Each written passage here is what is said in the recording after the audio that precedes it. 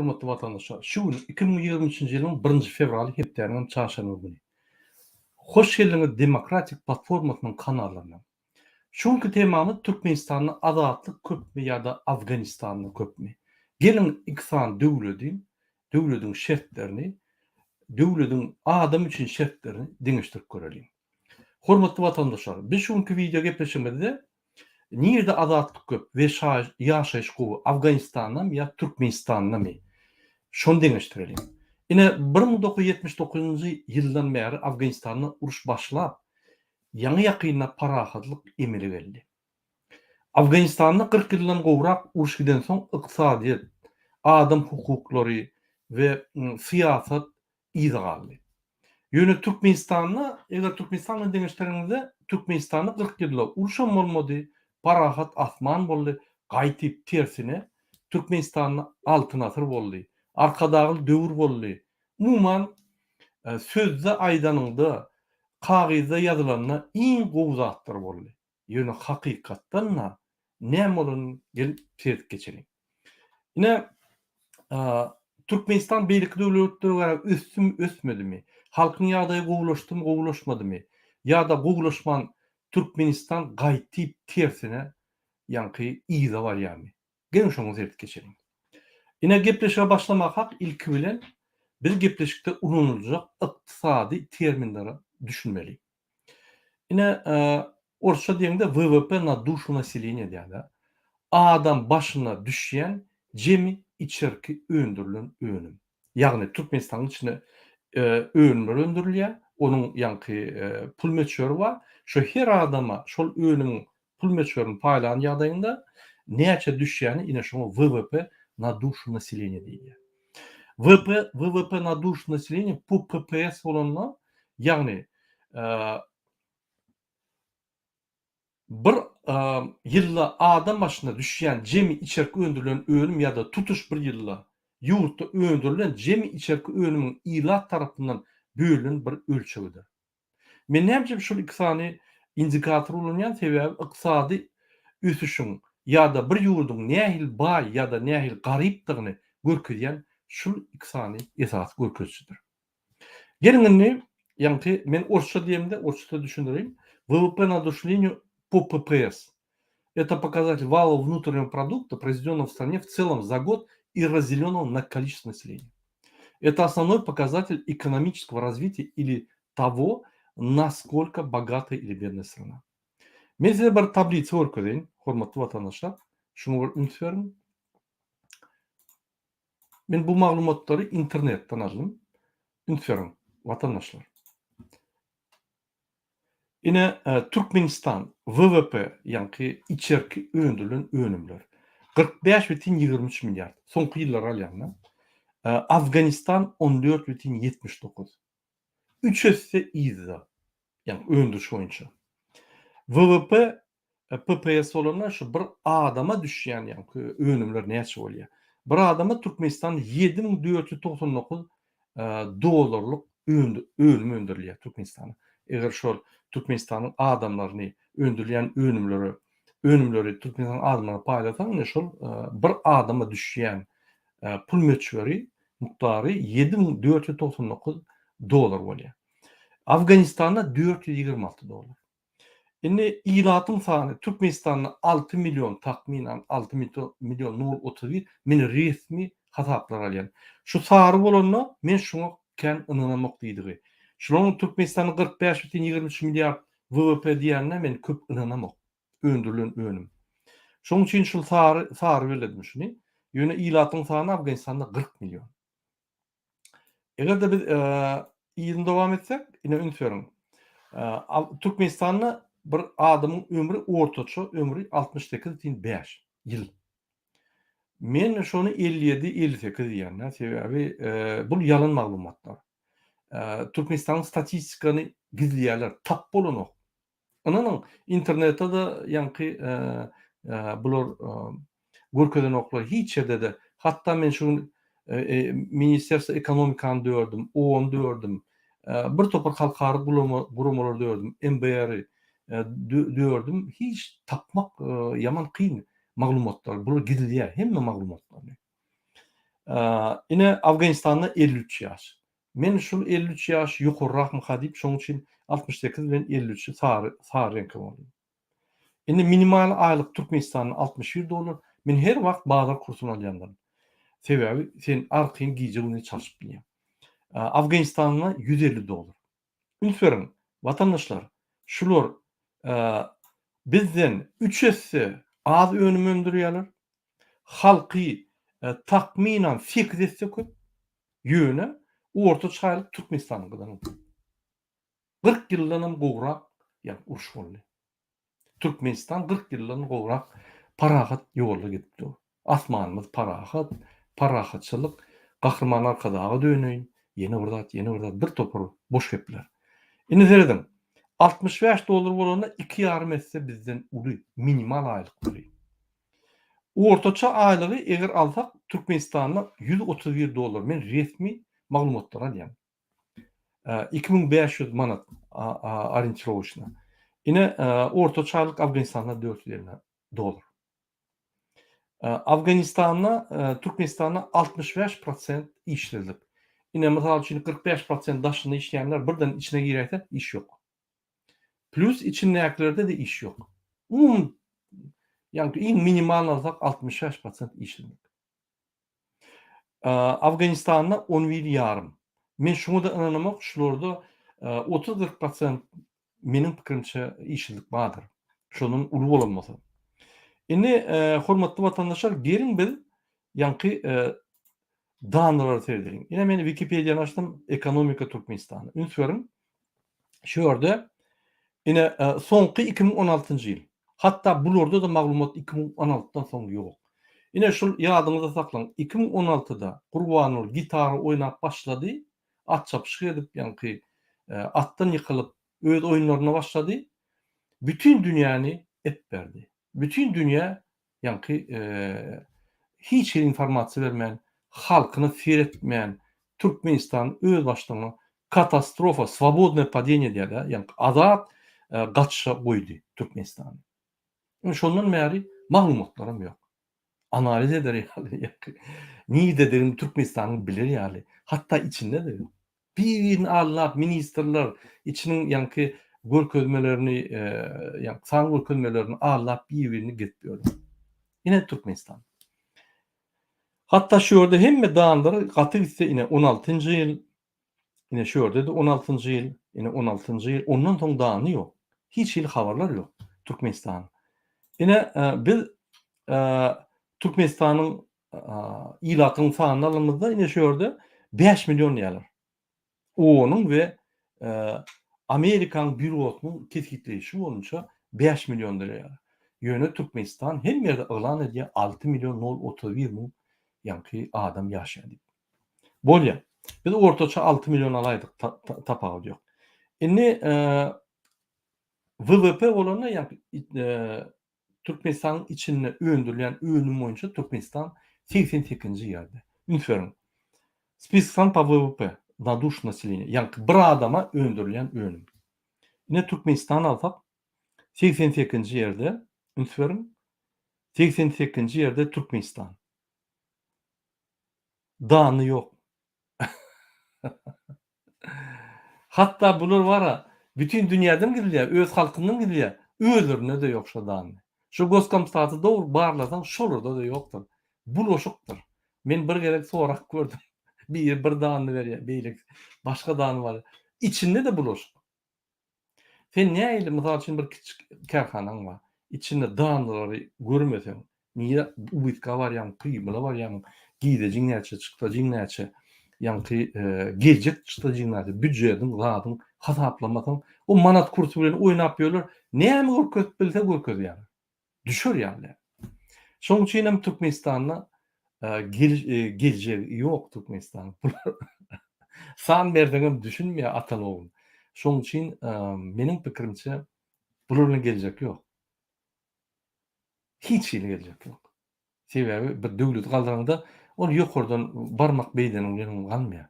Giýjegini işläp, analitikany, ýa statistikany analiz edip, geçen dady, häzirki dady, geljek dady plany goýup, o plany goýanyň bilenem oň tehnikalary bar, instrumentlary bar, olar unutup bilmeli. Burada olur yani. Karabağlar'da çalış yapılı banka eltiye. Hem de Karada ne diye. Öler kara adamlar. Ine Afganistan alıp görsen, Afganistan 188. yerde, men yanlışmasam.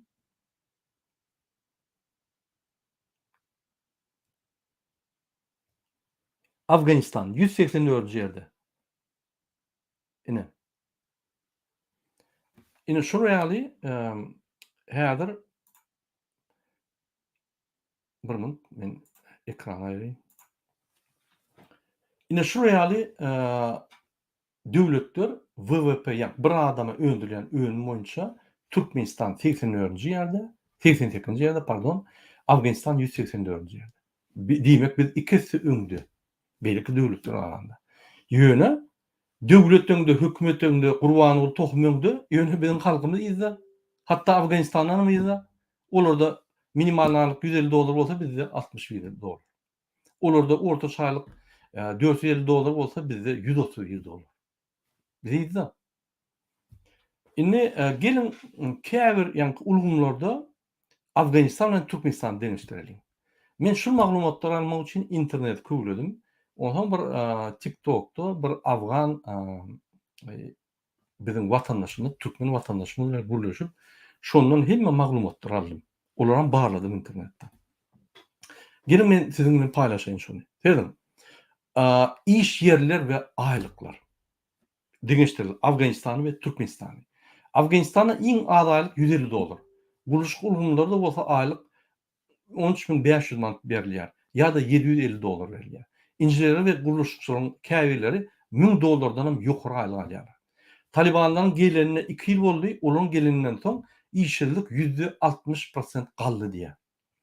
Diýmek şol ýanky gönkölden 11% ýalan, 60% goly diýär. Ýöne öň kardy bolanlar, ýanky öňkü prezident bolanlar 30% goly işçilik bahat diýär. Egerde bir adam biriniň öýüne hyzmat edip işleýän bolsa, ýa bir dukanda işleýän bolsa, köplenç o maglumatlar hasaба girmeýär. Diýmek 60 däl 40%, 45% bahadyr. Şeýle Afganistandan aç ölüp bolmaýar. Sen hökman biriniň öýüne yer depýän, hyzmat edýän onkuda öz iýjek çöregiňi alyp bilýär. Şonuň üçin ine Afganistanda uly kärhanalar bar, 25.000, 50.000 şirketler diýilýär-de, içinde adamlar işleýär. O ýerde toplanyp, ýa adamlar işläp, uly guruluşlar edýär, ýollar edýär, her ýyl zatlar ýatýarlar. Diňe guruluşlarda öndürji, dokma, ýene bir zat fabrikler bar. Afganistanyň öň talibanlar bolmaka ummasyz köpdi. Ýa-ni uly şirketler talibanlar gelenden köpsi gitmeli boldy. Indi aýal maşguly üçin Afganistanda gyzyl hal dokuýarlar diýär-de. Adamyň ka gidip işlän ok, ýurduň daşyna köp çykan oklar. Aýal maşgala öýlerini hallar dokuýar. Bir el ýanky 50 saatlyk bilen bir zat öndürip bolýan bolsa şonu öndürýär. Erkekler üçin şirket işler, guruluşy işler, bar bolmasa ekrançylyk işler edýärler. Ine men ýene bir tablitsany görkezýän. Türkmenistan terdeliyim. Türkmenistanda 408% işçilik diýip aýdýarlar. Gelin şonu seyredelim. Ine şu ýerde men ýalňyşmasam bir saytda tapdym. Take Profit diýip. Şu ýerde Türkmenistanda ine tablitsany görkezýärler. Umuman Türkmenistanda işçilik 438%-da 2020-nji ýyla galdy diýär. Ýöne men pikirimçe bu maglumat ýalan diýär. Türkmenistanda 408% işçiliklerine her 100 sany işläp bilýän adamdan 5 sany adam iş tapany galany iş tapýar diýdi ol. Ol ýalan meniň pikirimçe. O sebäbi 45% daşyndaky işleýän adamlar içine getirdiň. Şolara iş ýokluga hak. İçinde de plus iş ýoklugy. Men takminan 60-65% arasynda işçilik diýip Türkmenistanda tasdiklayan sebäbi ondan köp işler bolmasa Türkiýe gitmediler adamlar. Indi telekommunikasiýa ýoluna, ýa deňeşdiril telekommunikasiýada Afganistanyň ýagdaýyna näil, Türkmenistanyň ýagdaýyna näil. Afganistanda 6 telekommunikasiýon operatorlary bar. Olar internet berýärler, telefon sim kartı berýärler we Afganistanyň ýa-ni telefon gatnaşyklaryny, telekommunikasiýa gatnaşyklaryny edýärler. 70% adamlar internet ulanýarlar Afganistanda. Ünsberiň uruşdan soň garyp ýa-ni WWP'si pes adamlar 70% internet ulanýar. Arkayn öýdäkiler bilen video arkaly gürleşýärler. WhatsApp, Telegram, Imo, TikTok, Facebook, Messenger we beýlik sosial ulgamlarda açyk işleýärler. Indi Türkmenistanda men maglumat boýunça 2 sany operator tapdym. MTS we Altınasır. MTS esa Kubdur öýdýär. Häzir diňe Altınasır galdy Türkmen Telekom bilen. Ýalňyşmasam bir sany galdy. Ýöne Türkmen Telekom umum operator oň ýanky ondan arýanda kanallary alýan Altınasır sim kartalar paýlaýar. İnternet gaty pes. Garnaşlar bilen her wagt video arkaly gürleşip bolanok. Suratlar, videolar iýip bolanok. Köp saatlar bagly, bart bolanok. Sosial ulgamyň köpüsi bagly. Köplenç internet ýitip gidýär. VPN işleden oklar. İnterneti gowy işleden oklar. Diýmek, ine 40 ýyldan gowra Afganistan şu derejeye ýetdi. Garyp uruşdan soň bir ýylda ýanky köşeşip şu derejeye ýetdi. Biz bolsa Altın asır, arkadagy döwür, arkadan geljek döwür, ýene bir topar ýallaklaryň bir biderek fantaziýasyny diňläp, ine şuga geldik. Ine internet boýunça. Korrupsiýa ýa-da paraxorluk boýunça. Paraxorluk Afganistanda 40% çeldi. Hökümet edarlarında bar. Türkmenistanda paraxorluk 80%-dan ýokary. Onu kesinlikle bolmak 80%-dan barlygy belli. Türkmenistan paraxorlukda 167-nji ýerde 180 döwletden. Onu soňundan Zamykaýşylaryň arasynda. Afganistandan 2 hisse ýokary ýa-da 100% ýokary Afganistandan. Ünsberiň uruş bolan döwletden biz altyn asyrda ýaşaýan adamlar, arkadagy döwürde ýaşaýan adamlar, gahrman arkadagy döwrüne ýaşap duran adamlaryň bizde şolunkydan korrupsiýa 2 hisse köp. Gelin men şunu size sobut edeyim. Transparency.org diýip ýürüýte, ýani kontrol edýän döwletleri şol gurama ine maglumatlar berýär.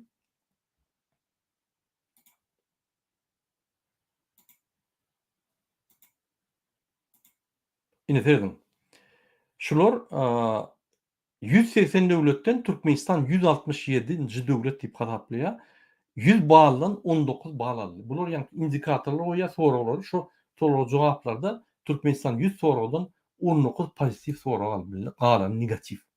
Şoraýan bular hasaplaýar. Diýmek biz 180 döwletden, ýani hasap edilen döwletden 167-nji ýerde. Iýde korrupsiýaň ýani ösüşinde. Indi biz indiki parametre geçelim. Adat hereketler.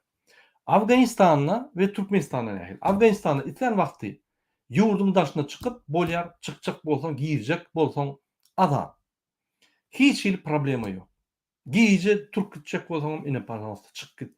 Maşinly git, samolyotly git, ne eşik arabaly git, näme gitsen git. İçine hiç hil gadagançylyk ýok. İsten adam bul velayetden yaşap bilýär, bul velayetden şähere barp yaşap bilýär, bul velayetden şähere maşyny barp bilýär. Hiç hil problema ýok. Türkmenistan'dan çykjak bolsaň, Türkmenistan'dan daşyrda çykjak bolsaň bir topar ruhsatlar almaly. Migrasiýa, MİT, MHM we beýlikler. Diýmek 3 hisse kyn. Türkmenistan'da bir velayetden başga velayete baranda problema görýärler. Türkmenistan'da bir velayetden başga velayete göçjek bolsaň bir topar problema görýärler. Türkmenistan'da bir velayetden beýlik velayete propiska boljak bolsaň, Ilaytada, Aşgabatda bir topar problema görýärler.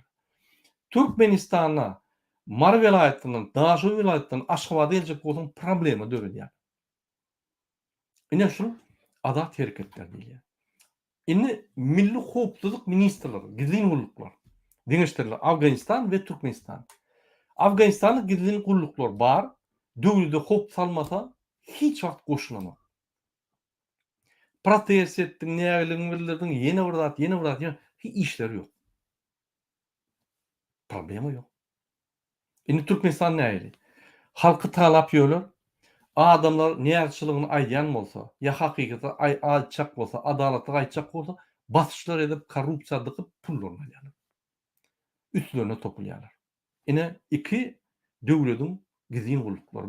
Bir döwlede 40 ýyllap uruşda boldy, beýlik döwletim altyn asyrda ýaşap, ýani arkadagy zamanyny ýaşap geçen halk. Hökümet işgärleri. Afganistanda 7000 kişinin içinde 8 adam hökümetde işleýär. 3 tanesini ine öldürdüler ýani ýakynda. Sebebi men näme sebäbini bilemok, ýöne bir elbetde edipdiler, öldürdüler. Türkmenistanda hökümetde işleyen adamlar paraxorluk gedip halktan pul çöplýärler. Şägirtçilik ýa-da biznes etmeýän biznesmenlerden gowy ýaşarlar. Maşinlar wa, jeepler wa, jaýlar wa, elitkalarda. O görgüli biznesmenler, potrotçular, daýhanlar giýije ony pul myýyndan ylgap şonal bilen oklar. Bul ýani hökümet biznesmenleri, kommersantlar, hökümetde işleyen kommersantlar, MHM, polis, ministrlikler biznesmenlerden var. Hanalatlyk. Hatta adalatlyk Afganistanda da var. Türkmenistanda ýok. Indi polis gullugy. Afganistanda ýylatyň sany 40 milyon. 40 milyon. Jem polis gullugy 100 000 adam ýa-da 2,5%. Türkmenistanda ýylatyň sany 3 milyon 750 000. 14.500 tane polis var. Ýa-da 3,86%. Ýagny Afganistanyň gydanam köp. Şöyle uruş ýangy turun bolsa, awtomatlar, pulemyotlar hemmelerde bar. Ýagny şurada polis al, bizde uruş bolmady, biz altyn asyrda ýaşadyk, biz arkadaky zamanda ýaşap ýatyr. Hiç zat ýarag ýok, zat ýok, bizde polisiň sany ondan köp. Näçip? Ýa şu rejim, şol ataly ogul halky polisiň MHM basışlarynyň üstünde saklapdy. Bolmasa saklap bilenok. Afganistan halky ýaly azat saklap bilenok. Men bir soru berjek bolýan, Gurban bilen serdara. Döwlet dolandyr, bilmeseňiz dolandyrmaň. Halka zarar bermeň Afganistan ýaly. Öz halk gidýär halk. MHM güjüklerini ýibermeň. Polis zombileri ýibermeň. Terroristler, zombiler barmasa halk öz baýap size soram bermeýär.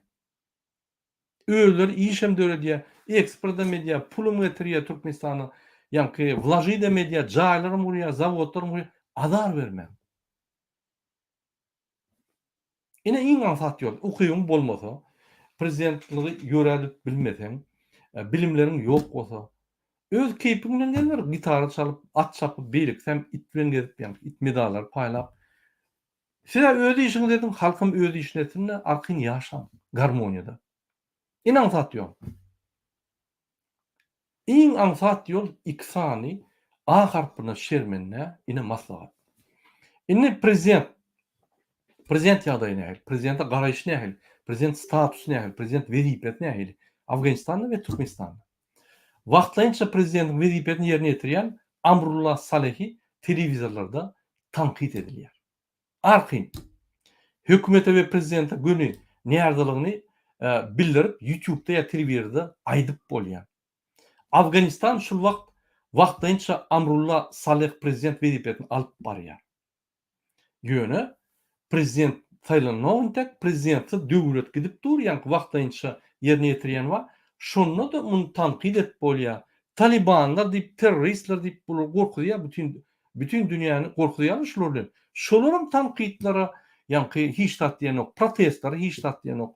Ýani arkyň YouTube'da, telewizorda arkyň adamlar tanqidlerini aýdýar, düzelýär şo zatlar. Olar hiç kim köçede atanok, giýje öýlerine baranok, dogun gardaşyny gysanok, izolatora sokanok, uranok, bagşlaň bir ýerine baklaşyka sokanok, narkotik zyganok. Problema ýok.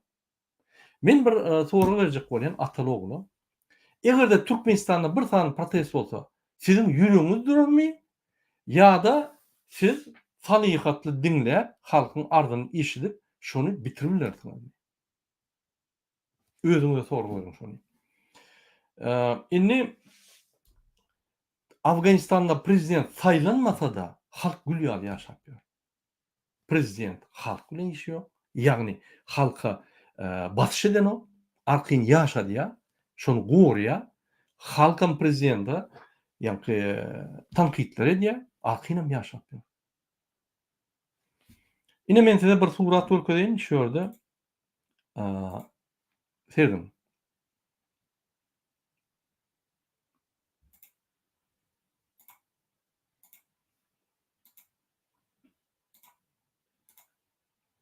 Sevdim, hormatly watandaşlar. Ine şu ýerde aýal gyýylar ine manifestasiýa edýär. Talibanlar bakar. Kim öldürdüler? Kimi attırıp köçe çıkıp atıp ýa-ni killetin çapyp hiç kim etmediler.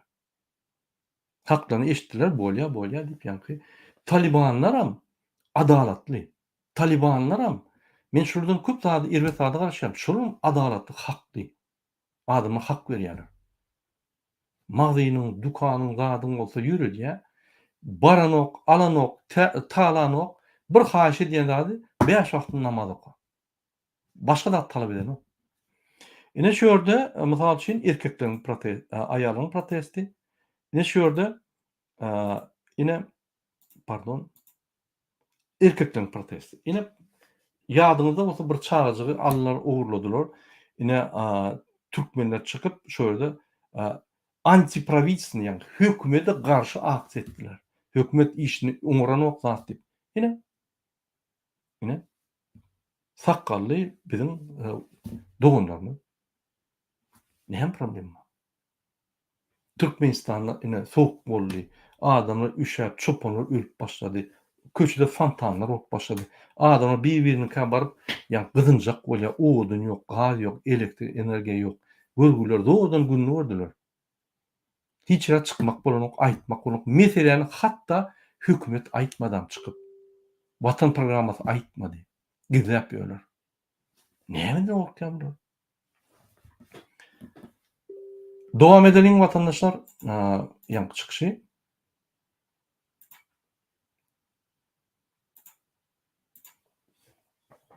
Şol Türkmenistanyna nime pardon. Awganistana islen prezident saýlanok iýeren puluny alyp bolýar. Iýerilen pulu alyp bolýar, iýeren puluny aňarda alyp bolýar. Valuta ýöräp dur, kurs ýöräp dur. Ýa-ni hiç bir problemi ýok. Näçe alsaň al, näçe milyon dollar iýerjek bolsaň iýer, näçe milyon dollar gelse al. Problemi ýok. Hökümetiň işem ýok. Men ýürüte sorak gördüm. Ýa-ni işçi migrantlar näme pul berýär? İşçi migrantlar pul berýär. Daýda bank funksiýasy. O ýerde berilýär. Dubayda ýa Türkiýede o ýerde ýa WhatsApp'tan kod gelýär, olam baryp plan ýerden alyp gelýär. Anam banklar işlenok diýsem, "O, köp banklar bar bizde." İşleýär. Ýöne onu gymmatraga çykýar. Ýöne uly şirketde şonuň üstüne akyn edýär. 10 milyon, 100 milyon aylap durur, hiç bir problem ýok diýär. Men pikir etdim, bularda da konvertasiýa ýok, ýa-ni banklar pul beren ok, nimeden ok, şoň üçin ýa-ni daýda bank bilen işleşýärler diýsem, ýok, ikisem işleýär. Problema ýok. Ine şol ýaly azatlyk. Şol ýaly konvertasiýa problemi ýok, iş hak problemasy ýok. Arky işleş görüp ýöler. Hökümet gelip seni tutanok, uçuşgow öýüňe gelenok, MHM öýüňe gelenok, polis öýüňe gelenok, senin işleri ýok. Arky işle dert bolma, öz zähmetiňden boldy. Prezidentiň ýegenleri gelip dukanyny talanok, ýa ýegenleri gelip bispredel edenok. O ýerde o zatlar anyk. Indi Türkmenistan näli? Prezident we onuň kakasy halk maslahatyny ýolbaşdy, döwleti basyp alyp, hemme ýerde öz portretlerini goýup, diňe gahrman arkadaň serdar, gahrman arkadaň diýdirýär. Hemmetme. Hakykatdan ama döwlet dolandyryp bilen oklar. Prezident bolman birinji ministr bolan bolsa, gowy bolardy. Durşuny şu prezident welipetini aýran bolsagam, biz Awganistandan gowy ýaşardyk. Häzir şu prezident ba oň kakasy ba biz Awganistandan pes ýaşaýar. Diýmek şularyň peýdasy ýok aňardan dursun. Diňe zyany bar. Diňe hökümetiň bizim pullarymyzy şolara bermeli, şolara saklamak üçin, iýdirmek üçin, bispredel etmek üçin, şolar samolýoty isleýän ýerine baryp gelýär, isleýän zadyny etip gelýär. Bizim ýa pullarymyzy etjek zady edýär. tuvaletini gıdırlan edýär, duşuny gıdırlan edýär, maşynyň ruluny gıdırlan edýär. 110 tane maşyna alyp 3-5-10 milyon dolar tutýar. Bir näme diýsem, keselli adamlar öz fantaziýalaryny ýerine ýetirýärler. Halkyň bolsa şu wagt halkyň ýagdaýy kynnaş gibi bolýar. Ine iş migrantlara teýleýin. Afganistan'a, esas Afgan iş migrantları İran'ı ve Türkiye'de işlerler. İstenik vakti öýlerine gaýtyp gelýärler, istenik vakti ýene çykyp gidýärler. Aňardan alkyn pul öýlerine iýberýärler, ejelerine, doganlaryna bir sutkada bar ýapmy. Derre barýar. Aňarda geçirýärsen bäde derre berýärler. Gogurlar. Onda şundan banklar işläp dur. Hiç bir problem ýok. Diýmek şu içindäki işleri bular daşyna gidip çözýärler şu meseleni. İçinin adatlığı var. Bir problemi işlediğinden ondan başka çözüyorlar. Umuman halk adatlıkta. Şimdi Türkmenistan nähili? Esası iş migrantına Türkiye'de ve Orset'te. Pulu geçiriyorlar. Onun probleması var. Bolsa da Tanrı yakasın şu oğlancıklar, yani oğlanlar şu dayda bankın üstünün hareket ediyorlar. Bunlar banklar ölü. Banka hiç kim inanmıyor. Ben biznesmenlerden doğurdum. Siz banka yapmış pul koyan dedim. Vay murada Huday takladım. Olar inanýarlar, puluny ýiterdi. Biz ölüp gazanýas, olar pullagy goýsaň, mana da geçirip eline berýär sag bol diýip. O meňkilem şey etdiler Türkmenistanda. Şoň üçin ne banka inanma, ne hökümete inanma, ne bu arkadaq diýen başlan bir gahrymana inanma. Ýene ne bir serdaga inanma, onuň ogly ikinji gahrman boljak. Bular inanmıyor. Döwlet ýykyldy. Döwlet ýok, hökümet ýok. Inni pul geçmek, perevotlar, bankovski ýa-ni hyzmatlar näme geçýär? Afganistanda ýa-ni işim ýaly Dayda bank $100 5 dolar alýar. Masal üçin Dubaydan berýän puluny WhatsApp bilen nomeryny urýan derrew ýa-ni baryp alyp gaýtmaly, bir nokat gurkada baryp alyp gaýdýar. 5% gitýär. 5 dolar ýa. Türkmenistanda $100 3 dolar alýarlar. Mümkin galandyr, men bilemok. Ýöne men eşitişime görä soňky gerek ýa-ni 3 dolar diýdiler. Konvertasiýa elbetde Türkmenistanda ýok. Konvertasiýaň taryhyny aýtsam mara. Bir topar studentlaryň ejeli aglar durar. Men gowy aýtmaýyn, menden gowulýar. Inni Afganistanda näme banklar bar? Afgan bank, IB, Gazan bank, Tujarat bank we beýleki banklar bar. Onuň aýlyk almak limiti aýryldy. Ine men size nimeni görkezeyim. Центробанк Афганистана atmıyor limit на снятие зарплат банk. Yani sen näçe naliçka al bilsen al problemi yok. Hatta firmalarda. Aylık verecek olsan ya naliçka al ber yap. Seni ine 100 miňden 30% bolmaly, 40% bolmaly diýen yok, limit yok. Şol ýaly. Men size görkezeyim, size görkezmedim bagşlaň.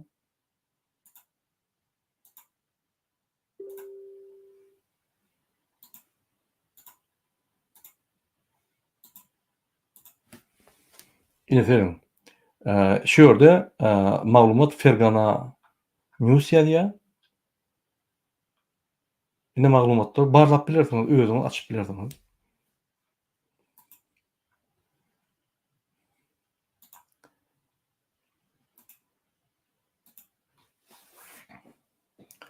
Bankdan isen pulun geçirip bolýar, alyp bolýar, problema ýok. Ýöne adamlar gymmat banklardan geçirmek gymmat, almak gymmat diýip eden oklar. Bolmasa uly firmalar şoň üçin arqym geçirýärler. Bul mesele, bu şertler Afganistanda. Hökümet hiç tat diýen ok. İstesen bir günde 10 milyon dolar geçir, 100 milyon dolar al, hiç tat diýen ok. Bank kredit berýär we bank adamlar kredit berýär we şahsy adamlar kredit berýär. Afganistanyň içi, pожалуйста. Ine Türkmenistanda näme? Konvertasiýa diňe ýegenleri bar. Az meşhurda paraxorluğun üstü bilen studentler bar, ýa-ni enatalaryna. Olaryň şansy bolsa, müňläp biznes üçin hiç tat geçirip bolanok. Biznes üçin pul gelýän bolsa 3,5-dan berip goýarlar ýa-da oň puluny blok edýärler. Ine maňa türkmenler jaň etdi. Burada men 1,5 milyon dolar blok etdiler, men ine 300 000 dolar blok etdiler. Näme alyp bolýar Türkmenistan hökümeti, ýa-ni beren ok diýip ağlaş, uruş otýarlar. Adamlar öz dollaryny hökümete inanmoklar. Türkmenistanda kreditno-денежная politika yok. Merkez Bank hiç hat edilen yok. O düşünýär Merkez Bank'ın eline vermeli. Merkez Bank'ın instrumentleri var. Merkez Bank'ın indikatorları, makro pokazateleri, mikro pokazateleri unutmayan, regulovka etmeli. Yani onu beren oklar hak. Yukarıdaki yankı Gurbanuly, Ogly, Yegenler, Gulnabat, Eyleki, Beyleki, Doğun gardaşlary bütün gurulan sistemany bozup ýörler. O ýerden özüne konvertasiýa etdirýär, o ýerden konvertasiýa planlaşdyrylan pullar bulaşyk gidýär, hiç zat ýok, ekonomika çöküp gidýär. Ne şol ýaly. Indi ekrançylyk serdeli. Afganistanda köp yerler hususy elçilikde. Islen zadyny ekip bolýar. Hasyryň özüňi alyp bilýär. Hökümeti senin bilen iş ýok. Hökümet arenda beren yerlerine eksik zadyny özüň saýlaýar ve 10% alan giýdejinden hökümete tapşyrýar. Ine şol 10% tapşanyň üçin hökümetin arenda beren üçin hökümet suw üçinçiligi, elektr energiýa üçin we beýleki kömekler sana edýär. Şu 10% alan sebäpli. Hatta hökümetiň yerini alyp hasy ýa-ni ekrançylyk edende islen zadyny ekip bolýar. Hasyldan alyp bolýar. 2 hasyrlet, 3 hasyrlet sen öz işin. Hökümetin işi ýok şondan.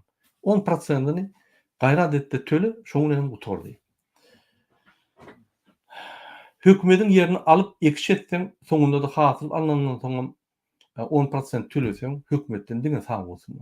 Senden ýa-ni gelip talap, onuň bolanok, munyň bolanok, sen yerini, potrot yerini başga bir jemleşdirip potrotlar bir adama satyp ya uly 50'lik arenda berip saňa da şoňun şertnama täzen baglanýar. Türkmenistan ýaly uly ýazatýar.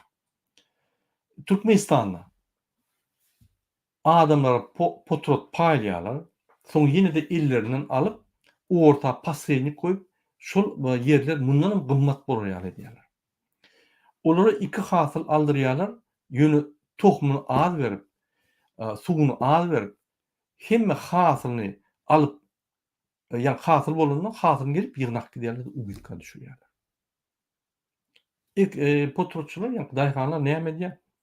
Adam azda ýa hökümet gelmekä urup ýetişýär, ýygnap ýetişýär, gizliýär. Buğdoýny ýa paxtasyny ýa da başga da ýa-ni eken zatlaryny ýygnýar. Şeýip gizläp günlügi rahmete adalatly açyk günlügi tutmaly. Dukanlar ve firmalar. Afganistanda şäherde dukanlar her ýyl bir dukan $25 salgyk tölemeli. Pribil alýa, almaya, näme ýöre öz işi. Egerde şahsy bolsa, ýa-ni şahsy dukan bolsa, onu arenda tölenok. Ýöne şahsy bolmasa biriniň yerine dukan gurulmasa, onu arenda töleýär. Ýöne bar salgyklar $25. Türkmenistanda sen arendan tölemeli, salgyklar prosentdan tölemeli, ýygynar gelip reket gidýärler, organlar gelip reket gidýärler, pajarnik, sanpedimstan aýgara üzülenok, gelip ýöne talak gidýärler, häkimler soňunda dubinka bilen gelip zadyny alyp gidýär. Polisler senkä dukana gelende öz öýüne girenýär, islenip zadyny alyp tölemäň diýärler. Olamma, olur ýaldat ýok Afganistanda. 40 ýyl uruşdan çykan halk, ýa ykdysadetine başlan, ýa adat ýoluna barýan halkda olur ýaldat ýok. Bizde 40 ýylda parahat asmanymyz bolandy. Türkmen başymyz bolandy. Altyn asyr bolandy. Arkadağımız bolandy. Gahrman arkadagyň döwri bolandy. Olur ýaldatlar ýok. Indi Talibanlar hökümeti barada gurgun versem, Afganistanda Talibanlar öňde Karzynyň hökümetine işläp Talibanlar garşy görüşen bolsalar, ýa-ni Karzyn prezident Karzı bolanlar, şo hökümette işlen adamlar Talibanlar garşy görüşen bolsalar, ine Talibanlar şolara garşy görüşýärler. Şolar gadagynçylyk döredýärler. Sen toýlara barmaly, işler etmeli, işlerde goşulmaly, oturmaly we şolar iýdarlaýarlar. Şolar birden adamy ýygnap edýärse, işini görýärler. Ýöne egerde sen hiç zat etmedik bolsaň, hökümetde işlän bolsaň, Talibanlar garşy görüşmedik bolsaň, ondan sana zat diýilen ok. Diňe toýlary barmaly ýaly bir kiçirak gadagançylyklar başga zat ýok. Bular Talibanlar halka zat diýen oklar. Halk bilen ýa-ni halka adatlyklaryny berýärler. Bir haýyş edýän zatlary, ýa-ni normalary bar, ýa-ni diniň normalary, o zaman 5 wagt namaz okumaly. Sen biznes et, dukan sakla, sen ýa-ni alış-salyş et, sen pul aýla, sen ýa-ni periwodlar et, pullary aýla, işler ýok. Sen adam öldürme, sen adama ziyan verme, arqyn adalatly ýöre, problema ýok. Ýanyňa gelen oklar, helak eden oklar, talan oklar, hükmede senden hiç zat talap eden ok we soran ok, goşulan ok. Afgan halky hökümetden gorkan ok. Islenlik adam hökümet tankid edip bilýär. Ýüzüne aýdyp bilýär.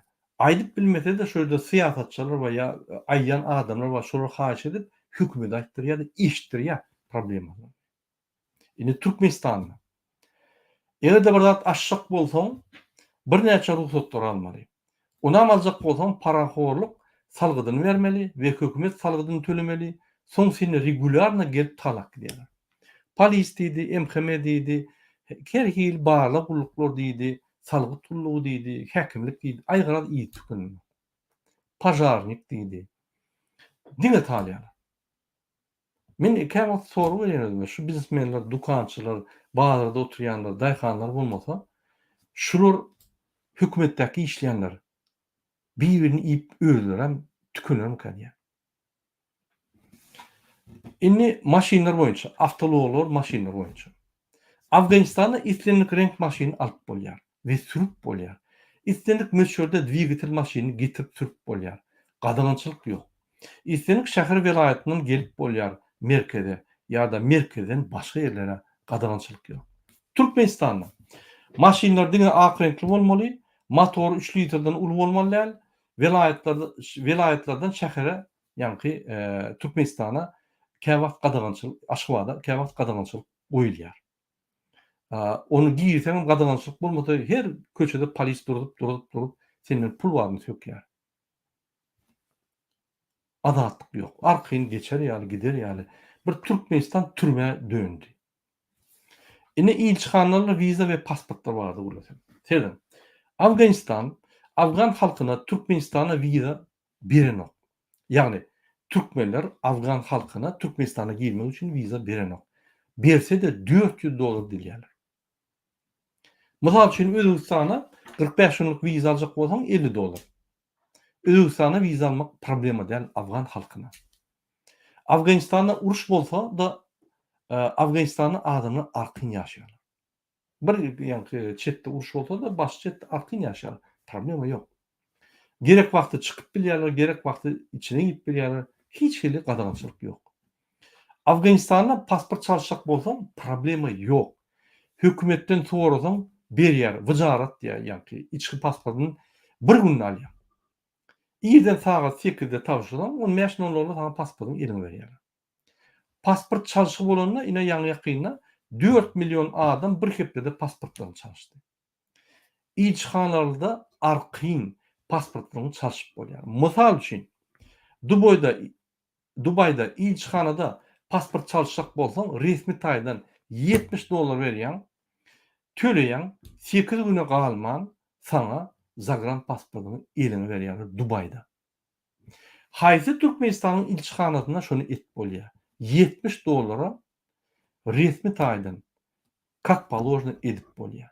Ol Türkmenistanyň ilçihanasynyň, Türkmenistan prezidentiniň ataly oglunyň ay bizde olaýan maşin ýok, biz alyp bilemez ýa-ni Türkiýanyň konsullugyna. Ay ol maşiny gaty gymmat $300'dan ýokary eken, $400 ekeni biz alyp bilemek diýse ine Afganistan halky islenlik ilçihanada pasportlar berýär. Indi hatda şu dedi. Afganistan halky bizden öňde. Egerde pasportyň möhürledi butonun bolsa, ýagny türkmeniňki ýaly. Sana da gyssanýan bolsaň, pasportyň 4 ýyllyk uzun diýerler. İlçihana barsaň bir güne peçat berýärler de $125 töleýär. töleýän gutordy.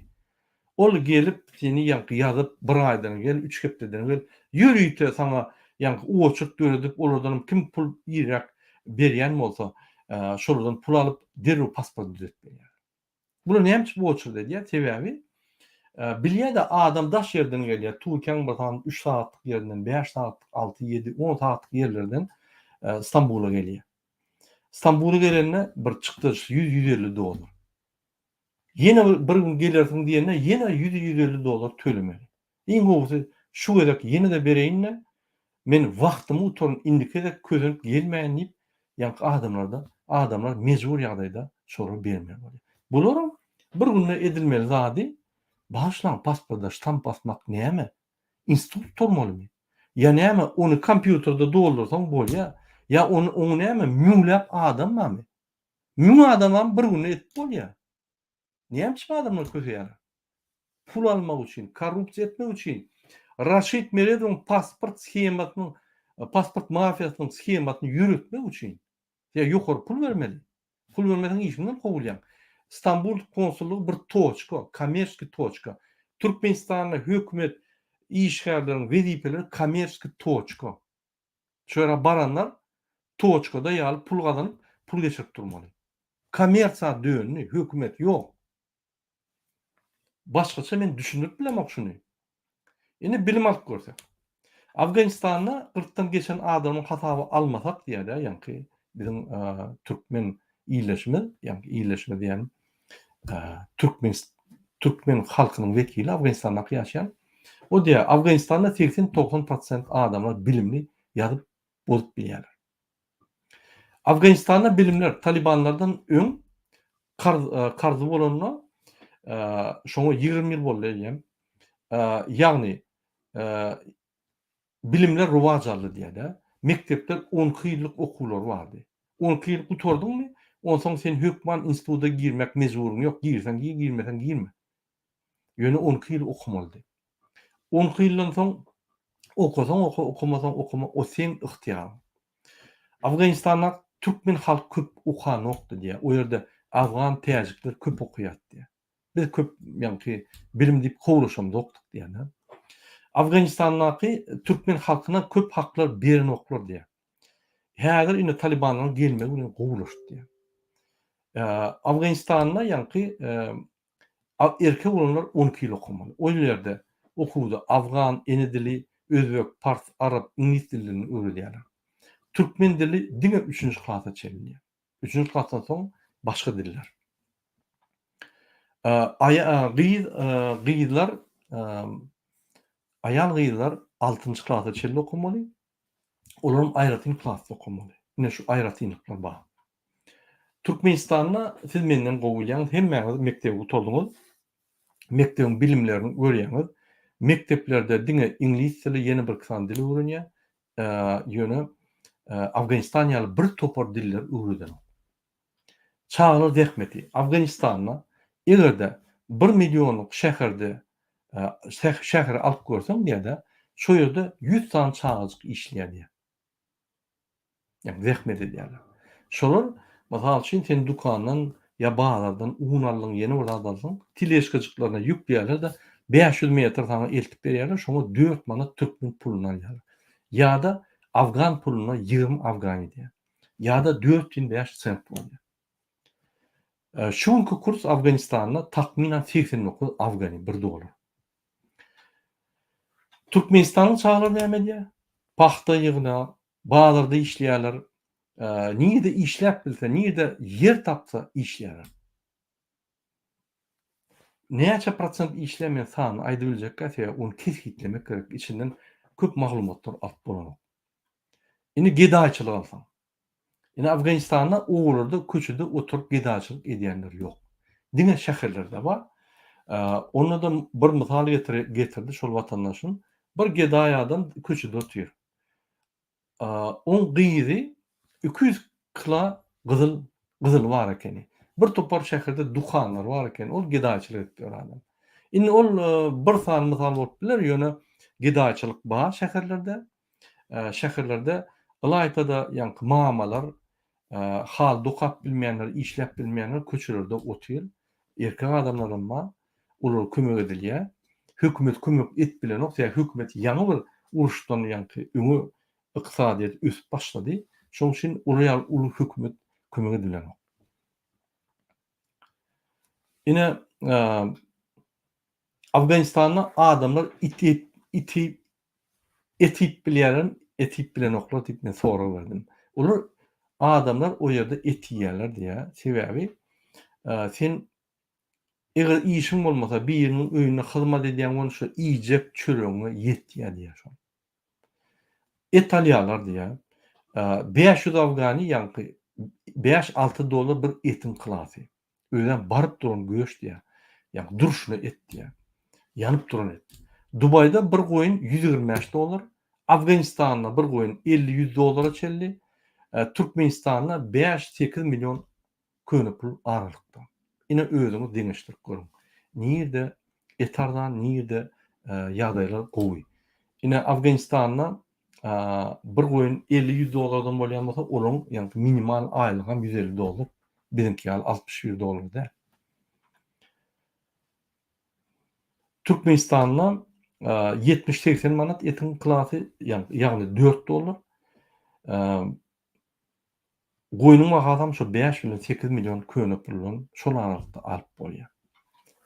Indi iýmit ýaglar, näil ýaglar bar? Indi Türkmenistanda çygyt ýagy diýär. Ýani paxta ýagy. Paxta ýagy dünýäde ulanylan ok iýmit üçin. Sebäbi onda bir topar hime bar. Paxta öndürilerine hime ulanylýar. Şu himeden hem çygynyň hem ýag edýärler, ol bedene geçýär. Ol Hudaý saklasyn. Bäherde oraya zat. Masal üçin Ýewropada ýa Rossiýada oraya zat ilenok paxta ýagyny diýsem geň görýärler. O ýerde günebakar ýagy, ýene bir ýaglar. Ine masal üçin Afganistanda günebakar nowat ýagy, çygyt ýagy, paxta ýagy ulanylýar. Çygyt ýagy ulanyň hökmen paxta ýagy. Ýöne paxta ýagy ulanýar az möçberde. Öň 1 litr $2 bolan bolsa, 20 litrlik $39 bolan bolsa, ýa-ni öň şolar häzir $39 bolan bolsa, öň 20 litrlik $13 satylýar şöyle.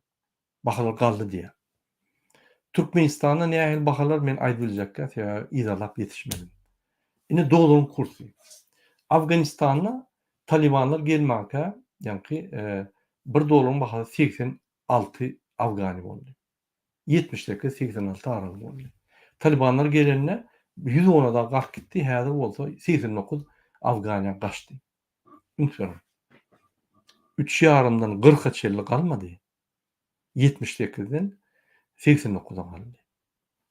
Näçe diýen 20%, 25%. Türkmenistanda näil? Soňky 2 ýylda ýadyňyzda bolsa 40'a çelli 2 hissa galdy. 200%. Ine uruşdan çykan döwletde Türkmen başlasam ýok, arkadagam ýok, arkadaga serdaram ýok, gahrymany serdaram ýok, altyn asyrlaram ýok, arkadagy döwürem ýok, hiç adam ýok. Arqyn ul killagylary, fantaziýalary aýryp, arqyn ekrançylyk öz bagtlaryna ýaşap ýörler. Türkmenistanyň bir topar ideologiýa gerekmejek ideologiýa tapyp, ulum boş ideologiýa, hakykatam ýok, adalatlygam ýok. Adamlara şonu allap ýürüdip ýörler. İksany A harpyna şermende halkyň şolary ýigrenýänini bilibem, bar obyektler açan bolýar. Özü ýanky paça ýaly oturuň bolýar, diýen bolýar. Utunan ok bolam şunu. Utunç hayatam ýok. Kim anlaýarlar? Öýlerini anlaýarlar. Indi bular diýär soňky ýylda 3,4% galypdyr ýanky dolaryň bahasy. Arada ýanky $110 bolan bolsa soň gaçdy diýär, ýene 89'a gaçdy. Türkmenistanda soňky 2 ýylda 40 manada bardy, ondan soň ýene 20 manada düşdi. Häzir ýene 19, ýene 20 manat düşer ýaly. Ýöne dolar gary bazarda düzelýär. Ýanky hakyky öndürilen ürünüň esasyna we aýlanşygyň, pul aýlanşygyň esasyna ýanky dälle, hakyky garadan bazarda, garadan çalyşyp şol saklaýar. Ya hemme zat garadan etsin, bir kurs etsin, ya da Hükümet uğruna ýa resmi taýdan etsin. Nemune diýe. İkisini baglaşdyryp ýa bulaşdyryp ine şu ýaly bular ykysady tam tuğrýarlar. Tuğram bilen oklar. Inni adam haklaryna gelsek. Selim. Afganistanyna halky istinlik wagty ýurdun içine öz nägeliklerini bildirip bilýärler. Türkmenistanyna şol bolanok. Gerek bolsa häkimete garşy protest edýärler. Men size görkezdim ýalňyjy protesti. Şol Afganistan halky näme şo protesti edýär? Siz ünsünen görünme bolsaňyz ýene bir görkezeyim men size. Bir min. Diňe bir protestde öň protestlerim boldy. Men hatda Daýhanyň protestini gördüm. Başlan.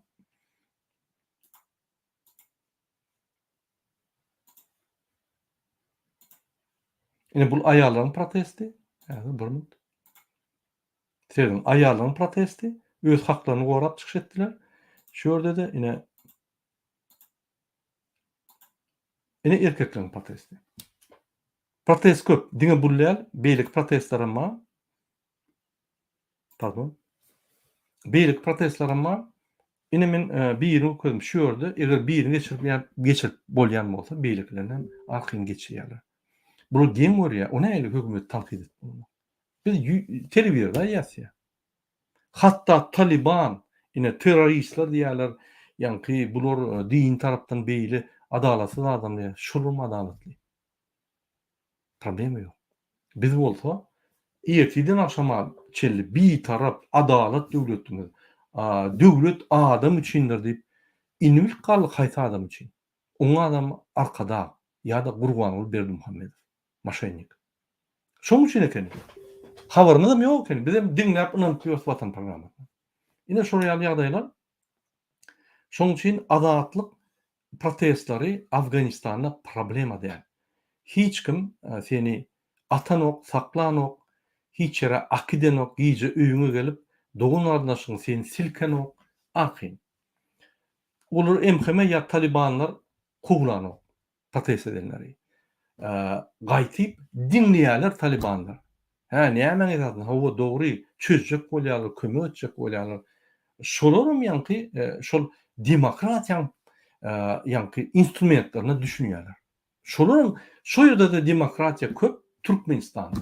Türkmenistan demokratiýa döwlet, olum islam döwleti. Ünsürim.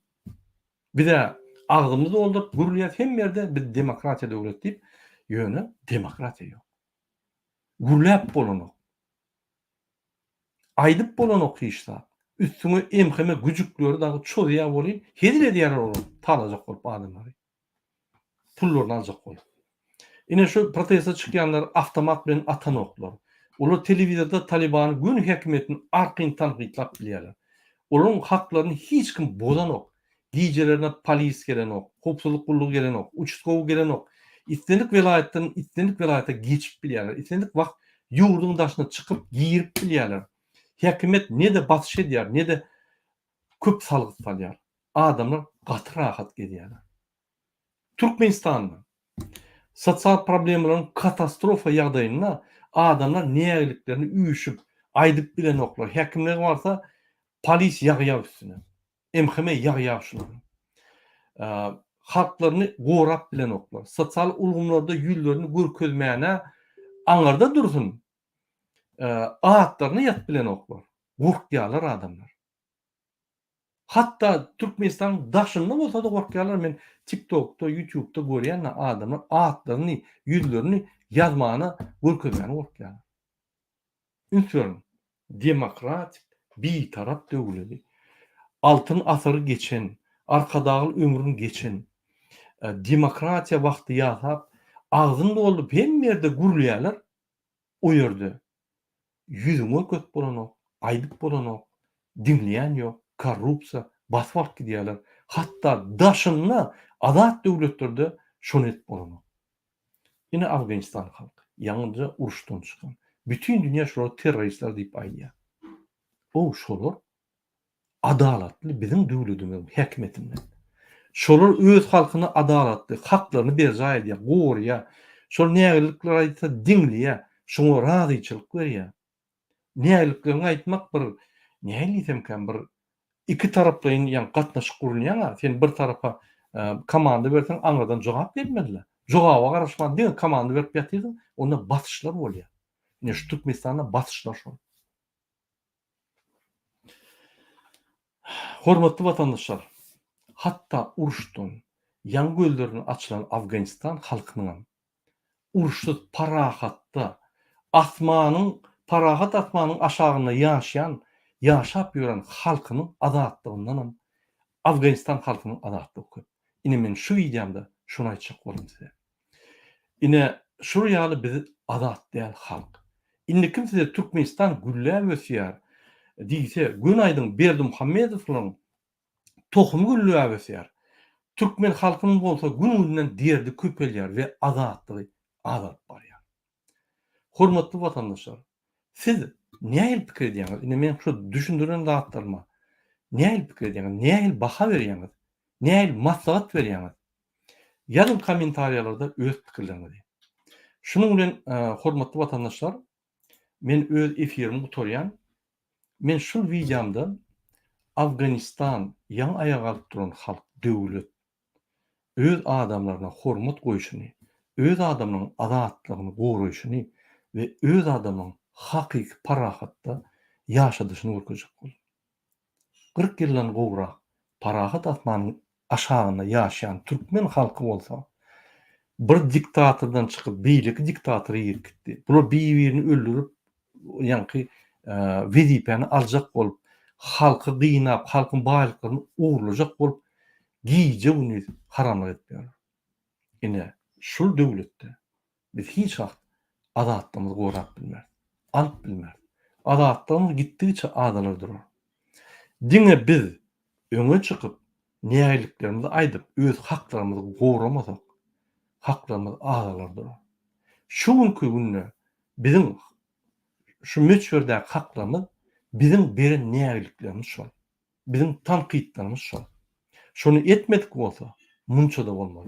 Men öňe aýdyp gelýän, şammy, pammy, geňi, maňy olar welaýatlarda aýlan gamçylap hekimler urdular. Türkmen halkyna bolsa öýlerini gıylar zorlardylar. Emheme guluklaram şonuň arkasyna güjükler ýaly bir zat diýsen toplardylar. Ine şonuň üçin biz göreşýär. Halkyň haklaryny iýnap bermäni we döwleti adaletli etmäni. Şunun bilen men efirimi gutarýan hormatly watandaşlar, indiki beşikleri çelli sag bolun.